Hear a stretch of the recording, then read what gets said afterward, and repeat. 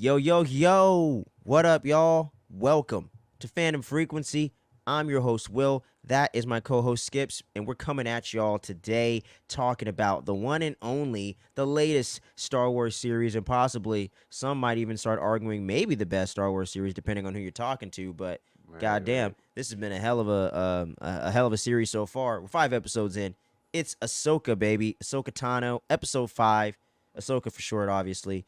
Mm-hmm. And yeah, Mm-hmm. man, we got a lot of stuff to get into with this episode. A lot of Star Wars geeky dopeness, if you ask me. But make sure you're clicking all the buttons below the video, showing that support, showing the love. We've been having some great reception lately. We've been doing some different, did a couple different types of videos on the channel, and y'all have been responding to it, getting into some more music and things like that, some other Okay, topics. good. So we're gonna continue to be doing that. Got some more stuff planned.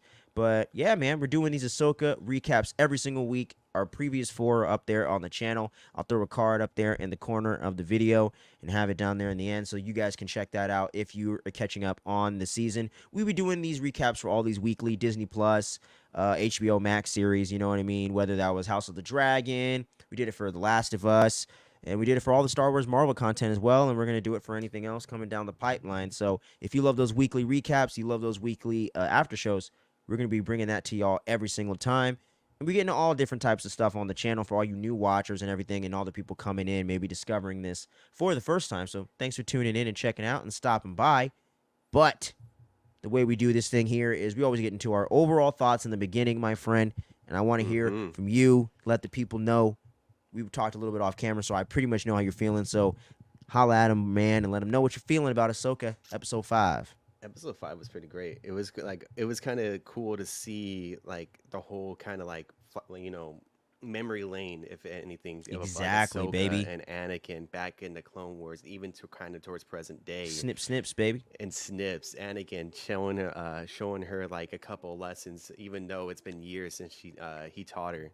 So it was pretty dope. The fight scenes was great too. We're able to see some of like even like some of the clone troopers back in the day during the Clone Fuck yeah, Wars. dude. So I was very pumped for this episode. I really did enjoy it, Quick and Tamira Morrison cameo up in there, man. I know, dude. And I love oh that my guy. god, I don't love Book of Boba Fett, but I love him. I yeah, will say yeah. that guy. He Seeing came in to work. He he came in to work. He just didn't have great work to do, but he came in to work, he man. came in as Captain Rex, just And his going voice is in just there. so cool. I always Yeah, love his voice, very man. very iconic, very iconic. But overall, I really did enjoy this episode. It was very like I don't know. It was very cool to see like a lot of the fights because even seeing like Hayden coming back as Anakin, like his because he practiced a lot with like especially Revenge of the Sith, like Mm-hmm. lightsaber fights and stuff like that with Obi-Wan, and then they were doing the whole choreography for like months and months worth of training, and he still has it. Like, and I like seeing that aggressive, like fighting style with Anakin, because that's how he was. He was very fierce fighter. He was like nonstop on somebody's tail, like throughout like the whole fight during the Clone Wars and stuff like He'd that, be pretty on your much. ass, man. He'd be on your Yeah, ass, dude. yeah. But yeah, It fucking was very Hayden cool. Christensen, man. He was killing it, but no, I really did enjoy this episode as an overall. But how do you feel about it? Ah, shit, man. If you couldn't tell from the text in our conversation off camera, bro, I Oh fucking yeah. love this episode. We've both been enjoying the season overall. And every episode to me has just been. I would feel like episode 1 was amazing as well. I wouldn't say not quite as good as this one, but close. And then Mhm. episode 2 was not quite as good as 1, but I still loved it. And then Mhm. 3 was like, all right, this is good. This is damn good right here. And then episode 4 was like, oh shit, okay. Now we're really talking. Now things are heating up, and this thing just blew it out of the fucking water. This is what I Right. come to Star Wars for.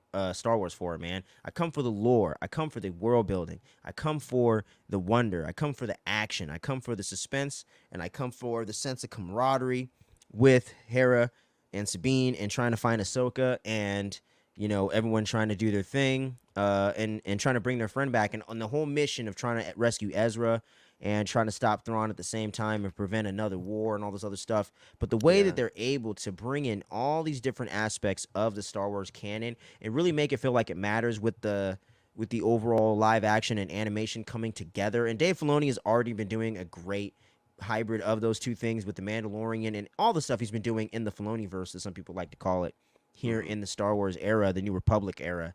And I just absolutely love what they're doing here. And the samurai vibes had never been more prevalent and never been more well done in this episode. The whole entire metaphor of him, of Anakin, that is Hayden Christensen, Mm-hmm. fully redeeming the character in live action, by the way, and making everything come full circle. And for me, being a kid that was I remember the day I saw Revenge of the Sith in the theaters, Movies 8, Chino, California, 2005. Oh yeah. Freaking awesome shit, man. And getting them to see everything come full circle and getting to see Hayden actually recreated with good special effects to look like he did at that time, however they did it, and to see them really bring the character of Anakin Skywalker to life and really bring everything full circle and make it even better than it was before without shitting on what Lucas built, and with Dave Filoni showing that respect to his mentor in that way. I think it's just fucking awesome, dude. And just all the dialogue was so well done. All the fights were amazing. I think a lot of the CGI, if not all of it entirely, looked great in this episode. Like, all the money definitely went here and the finale. So I think those are gonna be the best two looking episodes, and Mm-hmm. potentially the pilot as well, the first one. I think those have just been between the first and this one, just visually phenomenal. Some of the coolest Star Wars visuals I've seen in years, Mm. potentially of the entire franchise, for me, in my personal opinion. And I love it, man. I like how we didn't get any scenes with Sabine or anyone like that. You know, they're off in the unknown regions, and we're at the same place where the characters are. We don't know what's going to happen next. We don't know where their destination lies yet. We just know they're in the unknown regions. So I think keeping that air of mystery for the final three episodes, really, really smart choice. Yeah. Um, yeah, man, and just getting to see Rosario Dawson play some different shades of the character, with getting the play off of Hayden Christensen, and also coming back as kind of Ahsoka the White after being Ahsoka the Gray Jedi for a while. I think just really played well, and I think a lot of people complaining about the stoic nature of her performance a little bit. Mm-hmm. I think she's actually going to be a little more upbeat and a little more loose. And I think we're Mm-hmm. going to see a little bit of an evolution of the performance with the character, which I kind of saw coming, because that's Right. Ahsoka in a nutshell. She's always kind of evolved and kind of ebbed and flowed depending on what was going on with the character at the time. And I think Ashley Eckstein always did that. She went from very bratty and very rambunctious and stuff to being a lot more reserved. And I think Mm-hmm. Rosario Dawson was just kind of carrying that over. And but yeah, just getting to see Rosario Dawson's performance in this one, I think, has just overall been her strongest as the character so far. And just, man, just all the visuals, dude. Like Ahsoka the White, you're gonna see that at every convention, man. I'm telling you, like that shit looks awesome. Like I Yeah, it might looks even pretty have to do dope. that shit someday or some shit. Like so awesome. I need a freaking Ahsoka the White freaking figurine over here somewhere here in the studio, man. It's freaking Yeah. great stuff. Yeah, man. I mean, I don't really have any major negatives or anything I didn't like about the episode, man. I mean, I don't want to be too much of a fanboy about it, but correct me if I'm missing something, man. I mean, It was. everything just felt really tightly written here with Harris and Dula and Jason.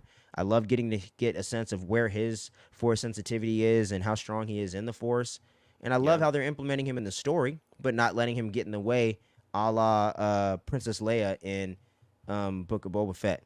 I mean, Obi-Wan. How we both felt, and you can see that in our reviews for the show last year, that we felt she got in the way and didn't necessarily need to be there and wasn't really adding anything of any relevance after a while. Where Jason, he's the reason why they found Ahsoka. You know what I'm saying? So Yeah. to me, using the character in that way and using that to expand on what we know is awesome. Mary Elizabeth Winstead killing it as Hera. I think this was also her strongest performance as the character, and I liked that we got a little more time to let that character breathe and get to see what's going on with that. Mm-hmm. Getting to Mm-hmm. see the live action Ghost, freaking rad, Yeah, that's always so great to see. freaking cool. Yeah, man, and getting to see Hayden Christensen in the Clone Wars armor. I've been wanting to see that That's forever, another man. thing, dude. Oh my god, So just well done, and it just it's everything looks the same, and it looks perfect in live action. They did it right.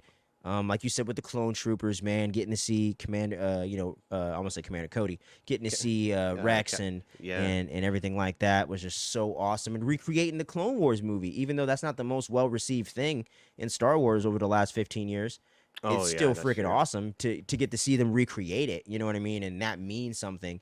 And the fans that dedicated the time to watch all this stuff over the years, like myself, even though I haven't seen everything in Clone Wars, and I still technically haven't finished Rebels. I was almost done with season 4. Um, Even though I've seen enough of it to appreciate all this stuff, man. So I just love how this is deep cut Star Wars for the deep cut Star Wars fans, and I love how they're just not shying away from it, but it's well done. It's well executed, and there's a story that they want to tell. There's a vision that's clearly there. Dave Filoni is absolutely killing it, dude. Like I fucking love it, man. Yeah, no, no, Like I no. I said, like I agree don't with think you. there's any negatives, at least with this episode. Like there's a couple others with the others, but this one, perfect, perfect This, episode. yeah, it's pretty much was focused on with the main character Ahsoka, and then like Yep. her trying to get back from the world between worlds at Yes. that point, and then her kind of confronting her master like after so many years, like throughout this time period. And him having all the knowledge of Anakin's life and everything that's taking place afterwards. Oh Brilliant. yeah. Oh, dude. Brilliant. There's another thing, dude. Like seeing like Anakin kind of like there'll be like there'll be times where Anakin will move away from her, and then like Mm-hmm. especially during like that flashback scene of him going into battle, and then you just Oh see yeah, him and you see walking. flashes of Vader. Yeah, I see flashes of Vader throughout the time, dude. I thought that was sick. I thought it was drug. That got me going. I was like, holy shit, dude, this Or is the shot of him amazing. walking up to her in the world between worlds and it like flashing real quick with the freaking sound design, man. Like, Yeah. I was And like, there's like him, dude, and then like the way he moved, you like that was just straight raw power just going towards her, and I was like, holy shit, this is amazing. This is freaking exactly, amazing. man. And the way Hayden Christensen was able to play that dark side Anakin and the light side and doing it so subtly, man, where it wasn't like that subtle back in the day. You know what I'm Mm-hmm. saying? Except for like some key moments where you got to see him really play that up, like the whole thing with like the younglings, like, what are we going to do, Master Skywalker? And that whole scene, he said nothing, He but said you no. got the presence of where he was at. And I Yeah, always said that. I was like, man, that was one of his. That's when I realized as a kid, I was like, oh wait, he is a good actor. He is cool as Anakin Skywalker. he's Because the great. second Yeah, movie, I was like, I don't know about this guy, but I right. remember in that one was the one I was like, okay, yeah, Anakin's cool. I like it. I see what's going on, and Yeah, stuff like yeah. that. But I have a and even some of the stuff with Obi-Wan too, like don't make me destroy you, like all yeah. that stuff. I like how he was able to play that without being so over the top with it, man, and just being able to just portray that Vader presence without even being in the suit, man. I'm just like, this is so cool, man. Like it's just great stuff, and it just really goes to show like it's the script is always key. Like you could be a good actor, but if you have a shit script, there's just not much you're gonna be able to do a lot of the time. Right. And I think yeah, that is very true with especially for Hayden during like the prequels and stuff like Yeah, that. man. Another cool thing that I did like, and I don't know if it was just me, like you know how like when her and like Anakin like for the last time like they had like the lightsabers close to their face, I like Yeah, and then like like you kind of kind of like the notice shot I used for the thumbnail. yeah, and then like you kind Yeah. of like I don't know if it was me, but like I don't know like it seemed like Ahsoka's like one of her eyes was starting to go towards that darker path, like how Anakin's was like already turning towards. And then Damn, I like didn't see that. that's when she like tossed out the lights. I don't know if it was just me, but that's what it seemed like from like when I was watching the TV. I'm like it looks because like the red lightsaber was right on against her eyes, and I think that's what like I noticed when the eyes were kind of like shifting colors. I think that's when she kind of like tosses saying like I want to live. Like I think that was kind of like that I guess that choice of her living and not going towards that darker path that she's kind of like on that very thin line of walking towards as being as a gray Jedi pretty much. Mm-hmm. So that Exactly, man. On that Qui-Gon Jinn type thing. yeah, yeah. So that was I thought that was pretty cool. I don't know if it was just me, like maybe it might have been like the screen kind of fucking up on the colors a bit, but I thought that was pretty like Hey, another man, you nice might have touch picked to up it. on some subtle hints, man. Who knows? Yeah. Anything's possible, bro. But yeah, dude. But yeah. Essentially, with more of the breakdown stuff, there's not as many it's not as many like big plot points and stuff going on in this one. But I mean, really just hitting the two main storylines, man. For the recap portion, so with all the world between worlds stuff, and for those that don't know what that is, just a brief breakdown of that for some of you more casual Star Wars fans and just casual people out there in the fandom community, man. It's basically a place in the Star Wars universe that is like it's almost like a what would you call it? Like a pocket dimension that exists in between space and time, Mm, and uh and essentially only force sensitive people are able to reach for people that train in the ways of the Jedi and are very strong in the Force are able to access this through either the Mortis gods, who are these beings and entities that exist within this dimension, which was created by George Lucas, by the way, in Clone Wars. So there's definitely breakdowns of all the episodes if you want to go check that out somewhere. But it's all available on Disney Plus. You know, get the breakdown, check out the episodes. But yeah, so it's basically a place where you can access different points in time and see the future, the past, the present, and all these different things. And Jedi's can access it and pull people from different points in time And Ezra even did that in Rebels, where he rescued Ahsoka when she battled Vader, where a lot of people thought that she had ended up dying in like seasons two. I like season two of Rebels, I believe, the season two finale there. So minor spoilers for a Hmm. 10-plus-year-old show, but yeah. So Ahsoka got pulled out of time by Ezra and stuff and whatnot, and he was a character that accessed it at that point in Rebels season four. And the first character to access that was Anakin, where he was able to see a vision. The Mortis God showed him a vision of his entire life that took place from that point all the way through the end of his life, where he died as Vader and ended up getting his memory wiped, so that way that he wouldn't take that knowledge with him into the future and manipulate what was going to happen and whatnot. So that's kind of just a brief breakdown. If you want any more deeper knowledge on that, check out Star Wars Explained or something. You know what I mean? If you really want to get all the nitty gritty details. But that's Hmm. essentially where Ahsoka was pulled to in this finale of episode. I mean, in the cliffhanger of episode 4, and where we pick up here in episode 5. And Anakin, I would presume, was the one that pulled her into the world between worlds to finish her training and give her her last valuable lesson, Hmm. in that sense of like the shadow warrior, you know what I mean, where you got to step up and be willing to lose your men and step into the battle regardless of the outcome, because that's what comes with the territory. You got to be willing to fight and fight for those that you love and fight with those that you love and be willing to sacrifice those along the way, because that's what comes with being a warrior and with being a Jedi and with walking down this path. So Hmm. that whole life, that whole lesson that Anakin was teaching her in the world between worlds, with them having their duel and him switching between different points and using the original blue lightsaber that he had, that we got passed down to our boy Luke, who apparently had seen lightsabers before. Topic for another day, but yeah, and then you get to see Anakin pretty much slice the little pathway that they're kind of standing on in that little pocket dimension, the world between worlds there. And then they drop down into the past, where they take place in Ahsoka's pretty much first mission as Anakin's Padawan, where it takes place in the animated Clone Wars movie, where they introduced Ahsoka and a lot of these Clone Wars elements before they released the series back in the late 2000s. Hmm. And we get to see a recreation of that with an actress I don't know the name of, but playing the young Ahsoka with all the knowledge of old Ahsoka kind of inhabiting her body, if you will. And you get to see Anakin rocking the classic Clone Wars Now get up. animation design. Armor design from the Clone Wars show, designed by Filoni and the great George Lucas, of course. And that was freaking awesome to see, and getting to see all of these different levels that Hayden Christensen was getting to play as Anakin was so fucking awesome, between all the different versions of like Revenge of the Sith era, Clone Wars era, and then Hmm. kind of building into the more Vader era, if you will. And like you said before, as he was kind of walking away through the smoke in the battle, after we get a little quick shot of Rex there, in the Clone Wars outfit with the Tamura Morrison voiceover. You get to see those little quick flashes of Anakin as Darth Vader and whatnot as he walks Hmm. away into the mist. And then you get to see Dark Side Anakin going full blast against Ahsoka,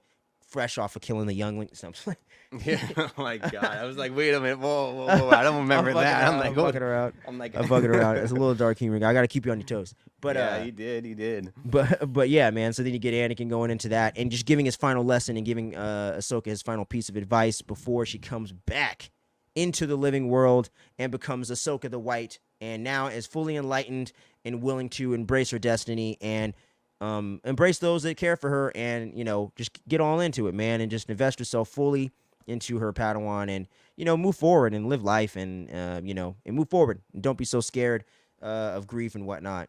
And I just think it's like a really cool little lesson there. Great little character arc for Ahsoka that she's been on over the years. So I think that's just another great point of Dave Filoni just writing that and kind of continuing that on. And then Yeah. as she Yeah. comes back to the present, we'll kind of circle back around into that storyline with Hera and I always forget the dude's name from The Mandalorian, the New Republic guy, and Um. her son, Jason Syndulla. And you Mm. get the great Mary Elizabeth Winstead jumping in here as Hera, and they're out there searching for Ahsoka, and she ends up pulling up on Ulang as she lands on the planet with her son Jason, and Ulang's over there chilling, holding on to Sabine's helmet, kind of like, oh man, I told him to stay together, and he's like, oh shit, I think we might have lost him. But thanks to Jason being force sensitive, he's able to sense Ahsoka's presence in the world between worlds and her interactions with Anakin Skywalker himself. So the whole way that came around, I hadn't even thought of that going into the episode, and I was like, oh shit, that totally makes sense. He is very in tune with the Force, and Kanan Jarrus being probably, I would say, one of the more powerful Jedi, post prequel Post trilogy. I would say he's pretty up there. post I'd probably put him 66, in the yeah. top 2 or 3 spot. I'd probably say like, you probably put like Luke, Ahsoka, and then probably Kanan. You know what I mean? Like that's Mm. kind of the order I would put it in. So very very powerful young force sensitive guy. And Jason Syndulla's over there sensing it, and he's like, "Yo, mom, like you don't hear it? Like listen." Like she's like, "All I hear is the waves, bro. Like I don't hear anything." And she's like, "Nah, like I can hear the lightsaber battle and stuff like that." And she's like, "Oh snap, didn't I think she kind of thought about the Ezra stuff, and she was like, "Oh shit, hold on a minute. I think something is going on here." And she's Yeah. very well aware of the crazy shit that the Force can do, seeing the Bendu and all this other crazy stuff from Force lore. And for those that don't know, go get the Googles. That's your word of the day, kids. Bendu. Look it up. Look it up. But yeah, man. And then you get them looking around, trying to hold off the New Republic fleet that's on the way to try to intervene and figure out what the hell they're up to because they're on an unauthorized mission. Because Ahsoka said, "Fuck y'all, I'm gonna go get my homegirls and we're gonna go get Thrawn because fuck this shit. I'm trying to Trying to get something prevent like going another here." war. And the Yeah. New Republic, they're pulling up like, "Hey, tell us what the fuck you're doing, or we're gonna strip you of your rank, homie." And he's like, "Oh fuck, I can't cover for this anymore." Because Hera's like, Yeah. "Hey, go cover for me, dude. We gotta find Ahsoka. We're almost there." And Oh then wait, he's no, trying to like freaking stave off time and shit. wasn't he the main reason like him like kind of holding them off is because they were gonna get ready to go into hyperspace with Yeah, they were trying to get into hyperspace and everything because oh yeah, sorry, I kind of mixed up the stuff. But yeah, so actually, sorry, I mixed up the stuff. So they didn't find Ahsoka for a little bit, and then Hera goes back to the ship, and she's chilling there with Ulang, and she's like, "Damn, man, getting her ass kicked right now. We got to figure something out." And then we hear from our girl, Mon Mothma, played by the getting to see her back from Andor once again, and I'm really, really starting to. She's really climbing the list of my Star Wars characters Mm-hmm. overall, especially Right. outside of the force sensitive ones. But get to see her like, hey man, these fools are gonna be sweating you. They got a freaking Republic fleet on the way, so you better get somebody to give you some testimony because they coming to get you, man. So sorry, nothing I can do. My hands are tied. So then Hera's like, ah shit. All right, we got to figure this out. And then that's when Ahsoka's kind of doing her thing, and then as she comes to and kind of comes back after they're able to track her down, she ends up recovering a little bit and ends up getting her plan to get onto the Purgles, aka space whales, in order to Mm-hmm. use them as their kind of transport and conduit into hyperspace in order to travel into the unknown regions and whatnot. Since Right. they can't necessarily finagle the coordinates with any kind of tech that they have, but Ahsoka is able to use this potentially new force ability. We were kind of discussing that earlier, where she's able to sense the imprint of the person by hearing the memories and seeing what's going on through the broken thing that they use to get the coordinates for the big hyperspace ring. And she's Right. able to use the thing that the person touched in order to key into the force to sense what was going on. So she's like, "Oh shit, I think I can follow Sabine."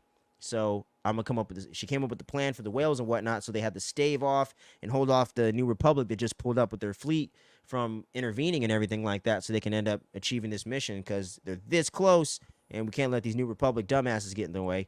And then homie's about to get stripped of his title and whatnot, so he explains what's going down, and they're like, "I don't know about this shit, dog." But then you see a whole gang of Purgles freaking coming full speed ahead after Ahsoka kind of connects with them through the Force and lets them know what's going on, and kind of strikes a deal with them. And then her and Ulang are in the ship, going with the little fleet of Purgles, if you will, and the New Public's like, "Oh shit, damn, all right, here we go." And that's pretty much where we leave off with the episode. They're taking off into the unknown regions to track down Sabine and figure out what the hell's going on and try to get the Thrawn and all that stuff. But all those two storylines wrapped together, for me, potentially best episode of Star Wars live action television of all time.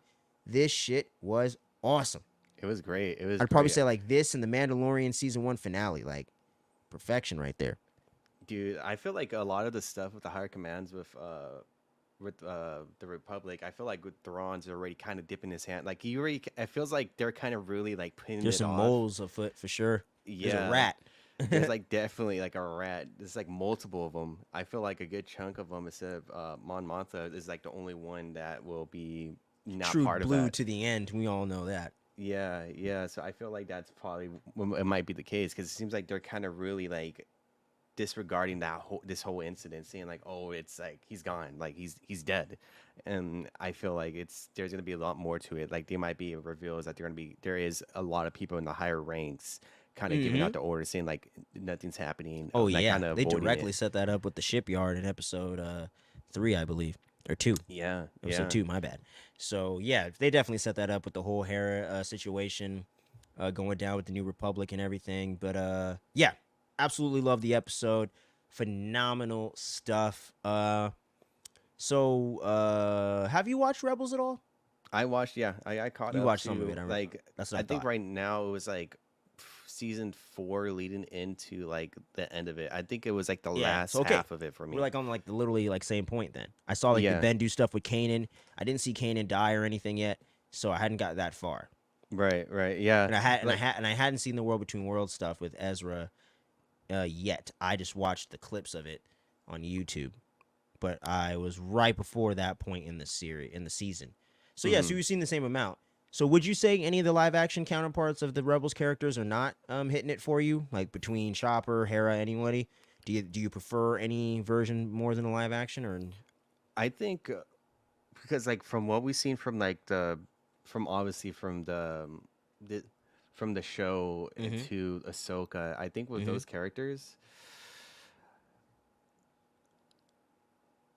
I would say like I kind of prefer like the animation like how they are, but like it's a kind of understanding after like that big battle towards the end, because I know like a lot of people already knows what happens at the end, how like Thrawn ended up Mm-hmm. not being a threat, and how they were able to like save off and then winning the battle against Mm-hmm. Thrawn, and then Ezra being gone.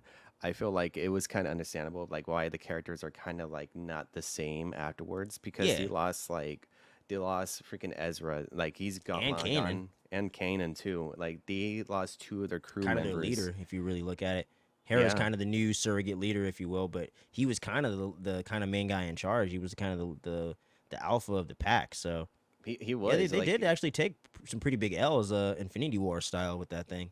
yeah, and it was like a huge blow to the team. So that's why like it's understandable why some characters are like that, especially with how Ahsoka was too, kind of leading on to this point of time, like post, like pretty much like the whole like the range of the empire is pretty much like she kind of is at guilt as well, with like how her like master like Anakin became such a Ushered in that whole huge, era. Yeah. yeah, like, and he was the one that caused like a huge like the Order 66 and stuff like that. And as time went on, especially after that whole battle, um, it kind of makes sense. Execute Order 66. Right. And it makes sense like why she's kind of like that. I do kind of like, I'm hoping now moving forward that she kind of made amends with her own master and everything within the Yeah, World Between seems like it. Worlds, that she's going to be more upbeat.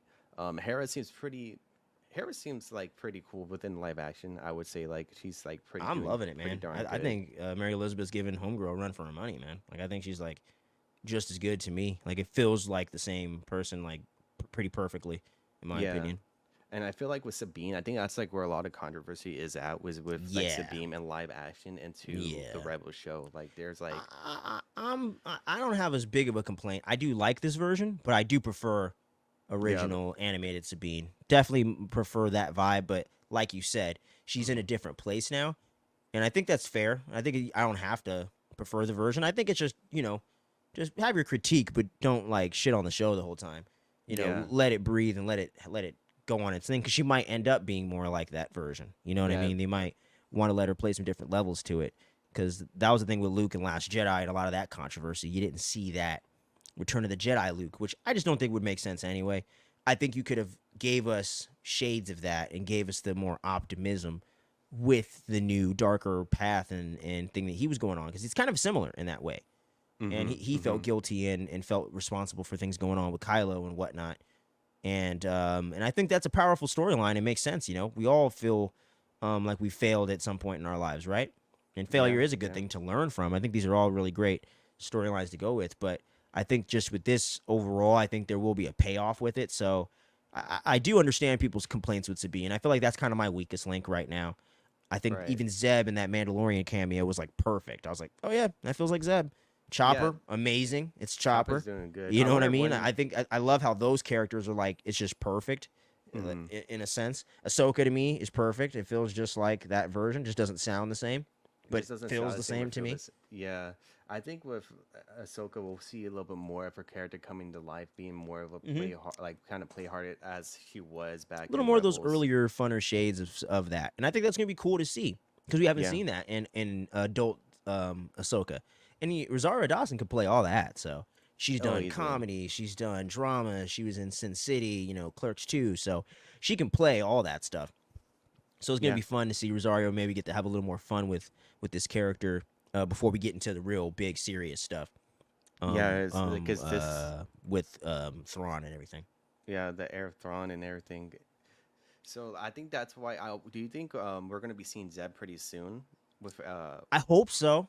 because I like we haven't hope really seen him yet because he's kind no. of But I we. think with the New Republic starting to, because I think those people we saw are good New Republic people. I Hmm. think they're gonna start to be like, okay, yeah, you know what? Maybe we will help you out. We did see what the fuck you said was going on, I guess. So maybe they'll get something going, and maybe in that finale we'll get to see Zeb pop in with the X-wing or something. I think we'll see him. I don't think we're gonna see a lot of him, but I think we will see him. Yeah, at some Same with point. Ezra. I think we're gonna see Ezra alive or dead or confirmed or not, but I think we're gonna see one more time, especially if he's alive. I think we're going to see him in the finale. I'm kind of thinking the same thing with Thrawn, and I'm thinking the same thing with Zeb. Like, we're going to get the whole Ghost crew, but I don't think we're going to get him until the end. My question is Kanan, because Freddie Prinze Jr. has been pushing back on doing scenes, but there was a photo of him in Hera's ship. It's Oh real yeah. quick and real brief, and I didn't really get a good visual of it if it was really Freddie Prinze, but there is a picture of him on her dash. So we could Oh, potentially see him in a flashback. I think that would be pretty freaking awesome. Or even a Force Ghost. I think would be great. I think that would be pretty cool. Yeah, I don't know if yeah. it's super likely. I think it's more like 70-30, but I'm totally like crossing my fingers. But Zeb, I feel like we're going to get him in that X-Wing in the final battle here. Mm-hmm. Like, I think we're going to get Zeb just real quick, but I think we're going to get him because he is kind of an expensive character to do in live action because he Yeah, is all CG. And completely they CG. can only do so much with this show because everything's very CG heavy, and they've been doing a good job. Unlike Obi-Wan of spreading that around, even Yeah. Boba Fett looked pretty good visually. I actually won't shit on that show in that regard. The Rancor and stuff that looked pretty sick. You can't deny that. Mm-hmm. So Mm-hmm. I will say this has been the strongest visual stuff other than Mandalorian. So I think we are gonna see the whole crew. I definitely think Eventually. we are gonna see them, but in the finale, I don't think we're gonna see most of these people till then. True, true. Yeah, I have the same feeling too. Because it makes sense, like having the whole crew finally together after being like When separated for else, so many years. don't do the sequel trilogy mistake. You know, have the fucking group together at least once. Oh That's my all god. I'm saying. Like, don't fucking do that again because it's like it's so stupid. Like, Yeah, why are you gonna have a group that people love to see and then you're not gonna give people what they want at least once in the thing? It's like, come on, at dude. some Like, point, because that's I so kind of dumb. I Like, only seen like the Force Awakens and seen I already knew that it's gonna be the thing because like and like just one time, like, just Solo ends up one getting scene. killed, and then Anakin, I mean not Anakin, Luke is off somewhere far away, and Leia's doing her own Like, they thing. interact with each other, but just like separately. Because Han and Leia are exes now. They're split, and they come Yeah, in contact in Force Awakens because you saw that. And then fucking Luke talks to Leia in Last Jedi. I won't say any other context. And then I'm not gonna say anything about 9, but they all three obviously don't meet up together. So there you go. I'm like, dude, not one time. Like, what the right. fuck? I don't It's know. just like I don't get it. It's like that's just dumb. Like, as a director, wouldn't you want to fucking be able to put a scene together with all these people? You know what I mean? I just don't understand like why not once when it makes sense. It's like it's not like you're just putting them together for no reason. Endgame had our OG Avengers together again. It made Yeah, sense. You know what I mean? You gave us that one thing one last time. I don't ever have to see that again because it was like, okay, this is the farewell, and we got it one more time. And I was like, all right, right, right. cool. Like, but overall, I don't like to be, too overall though, we'll wait and see. We'll wait and But see what's going on. but Yeah, even if they don't put them all together, show's still fucking awesome. You know what I mean? So I'm yeah, not gonna complain too much. The sequel trilogy, it was just we already had so many issues leading up to the end of the thing, and then it's like you didn't even give us the easy pop. Put Hulk Hogan and The Rock together in the goddamn ring. People are gonna cheer for it. right. It's not gonna be that hard. If you put Shawn Michaels and Triple H together and do the DX, people are gonna get hyped automatically. Yeah. Do it easily. They did that for the Raw anniversary. They had all of them come back together from the all the guys from the '90s and stuff, you know. And even though they're none of them even wrestle most of them anymore, it was still easy, like fun thing. Like, oh look, it's DX together. You know what I mean? And it was an Okay. easy way for them to get people to tune into the show. And it's just like, come on, guys, like just get the easy pop. Don't be dumb. Easy layup. Yeah. Yeah, I think that's take the the thing. layups where you have them. You know. But overall, the show is freaking great. So I'm definitely not going to be complaining too much about that. And Mm-hmm. but yeah, we want to hear from y'all though. Let us know if you are loving this episode half as much as we are. Did you hate it? Did you love it? Do you think Hayden Christensen still sucks? Do you think the effects look stupid? I want to hear all the negativity. I want to hear all the positivity. Did you love the Anakin scenes? Did you love the Sabine stuff? Or do you love all the live action versions of the characters and stuff like that? Let us know, man. And do you want to see more Chopper? I want more Chopper, dude. I need more Chopper in my life. Yeah. What's going on here? Freaking racist. No droids. I was playing. But yeah, man. So let us know what you thought about the episode and everything like that. And I'm gonna be Mhm. updating the podcast feed this week, guys. So all the latest episodes are gonna be up there. Been getting a little backlogged here, but I'm getting all the stuff together. So you're gonna have all that stuff available on audio format. So if you can't get time to watch the video, you can always listen to these over there on the podcast feed. So be on the lookout for that this week. And yeah. So, any final words on the episode or anything else before we sign off, dude? No, not really. I think we pretty much covered everything right now, man. Hell yeah, cool. So, for my main man Skips, for myself, thank you for tuning in and checking out this latest recap, episode 6 of Ahsoka. We love you. We appreciate you. Make sure you stay tuned. You don't sleep. Much love. And we'll catch you on that next one, all right?